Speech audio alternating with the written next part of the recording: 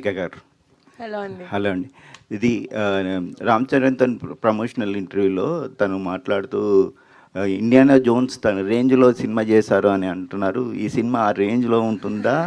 రామ్ చరణ్ గారు ఈ సినిమా చూసారా? సో బేసిక్గా మా ఫిల్మ్లో ఒక సీక్వెన్స్ ఉందండి. That is like a little adventurous, కొంచెం పీక్ అడ్వెంచర్లో ఉంటుంది. It's a very small sequence.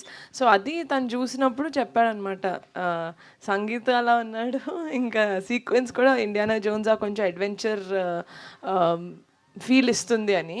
So that sequence we are all very very happy actually. చిన్న సీక్వెన్స్ అయినా కూడా ఇంపాక్ట్ చాలా బాగుంటుంది అది. సో రామ్ చరణ్ గారు చూసారండి ఈ సినిమా?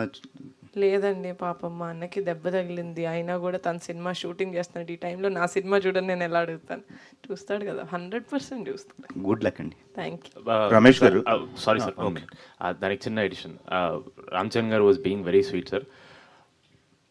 మా బడ్జెట్స్లో మా కన్స్ట్రెయింట్స్తో మాకు తెలిసినంత వరకు ఒక ఇండియానా జోన్స్ స్టైల్ని టచ్ చేయని ట్రై చేశాను సార్, అంతే. అంటే మళ్ళీ మీరు డైరెక్ట్గా ఇండియానా జోన్స్ ఎక్స్పెక్ట్ చేసి వస్తారేమో అని. Charan was being very sweet. But like I said sir, you know this lot of restriction, budget restriction ఉంటుంది, విఎఫ్ఎక్స్ రెస్ట్రిక్షన్ ఉంటుంది.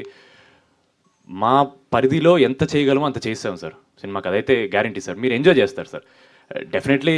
విఎఫ్ఎక్స్ గురించి మేము ఎందుకు మాట్లాడామంటే మాకు అంత నాలెడ్జ్ లేకపోయినా సరే నేర్చుకుని చేశాం సార్.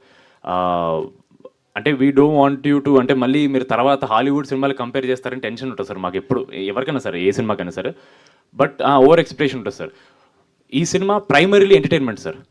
దానికి విఎఫ్ఎక్స్ అంటే వీవర్ సర్ప్రైజ్డ్. మేము అంత ఎక్స్పెక్ట్ చేయలే. అరే మా బడ్జెట్లో ఇంత బాగా వచ్చిందంటే మేము సర్ప్రైజ్ అయ్యాం sir. So we hope you enjoy the film for the entertainment sir. మళ్ళీ మీరు ఇండియానా జోన్స్ లాగా లేదు అలా అన్నారని ఎందుకు సార్ మాకు? సంగీత్, మీకే ఇంకో క్వశ్చన్. సో ఈ ప్రమోషన్లో నిహారిక గారు మీకు షాక్ల మీద షాక్లు, సర్ప్రైజ్లు ఇస్తున్నారు. సో రామ్ చరణ్ గారు వచ్చారు, పవన్ కళ్యాణ్ గారు మొన్న ఈవెంట్కి వచ్చారు.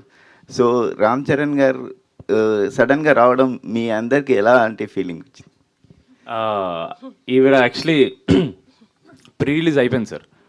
ప్రీ రిలీజ్ అయిపోయి జస్ట్ మేము బయలుదేరుతూ ఇంకా ప్రమోషన్ గ్రూప్లో డిస్కషన్ జరుగుతుంది ఏంటి ఏంటి అన్నట్టు. సడన్గా ఆవిడ అప్పుడు కాల్ చేశారనమాట, ఇలా చరణ్ అన్న చిన్న వీడియో ఇస్తా అన్నారు, రేపు వెళ్తున్నాం అంటే, ఊరుకొని నేను నిద్రమత్తులో ఉన్నాను, మీరు నాకు ఇవన్నీ చెప్పకండి ఊరికే అని.